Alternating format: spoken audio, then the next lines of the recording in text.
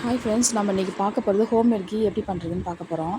நான் டெய்லியும் இந்த மாதிரி பால் வாங்கி நல்லா காய வச்சு ஆற வச்சு ஃப்ரிட்ஜில் எடுத்து வச்சுருவேன். அது ஆடை வந்து நல்லா திக்காக கிடைக்கும். அதை நான் சேர்த்து வச்சுப்பேன். சேர்த்து வைக்கும்போது எனக்கு 1 மாதத்துக்கான ஆடை கிடைச்ச உடனே நான் கீ செய்ய ஆரம்பிச்சிருவேன்.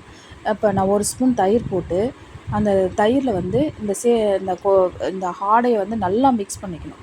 நல்லா மிக்ஸ் பண்ணிவிட்டு நம்ம மூடி வச்சு ஒரு 20 மினிட்ஸ் கழித்து மறுபடியும் எடுத்து நான் கரண்டியில் தான் மிக்ஸ் பண்ணி பட்டர் எடுப்பேன்.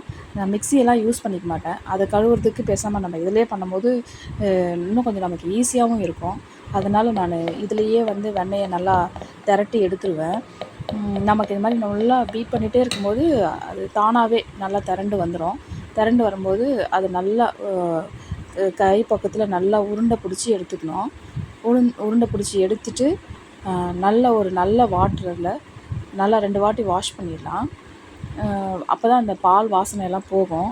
2 வாட்டி வாஷ் பண்ணி எடுத்துகிட்டு அதுக்கப்புறமா நம்ம கடாயை சூடு பண்ணி அதில் வந்து இந்த திரட்டி வச்சுருக்க பட்டரை நம்ம அதில் போட்டுருவோம். போட்டதுக்கப்புறம் நல்லா அது உருகி பொங்கி வர ஆரம்பிக்கும். பொங்கி நல்லா கோல்டு கலரில் பொங்கி வர ஆரம்பிக்கும். அப்போ அதில் இருக்கிற அந்த கக்கல் பால் ஆடெல்லாம் வந்து கொஞ்சம் இருக்கிறதெல்லாம் வந்து கீழே திரண்டு போயிடும். கீ மட்டும் மேலே வரும். கீ மட்டும் மேலே வந்தோடனே நம்ம அதுக்கு நல்ல வாசனைக்காக நம்ம வந்து கொஞ்சம் முருங்கை இலையும் சீரகமும் கொஞ்சம் வெந்தயமும் அதில் ஆட் பண்ணிக்கணும். அது போட்டோடனே நல்லா மறுபடியும் பொங்கி வரும்.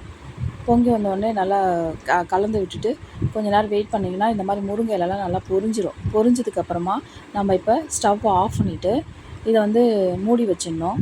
கொஞ்ச நேரம் மூடி வச்சுட்டு அது கொஞ்சம் நல்லா வார்ம் ஆனதுக்கப்புறமா நல்லா சுத்தமான கண்டெய்னரில் ஊற்றி வச்சுக்கிட்டோம்னா நல்லாயிருக்கும்.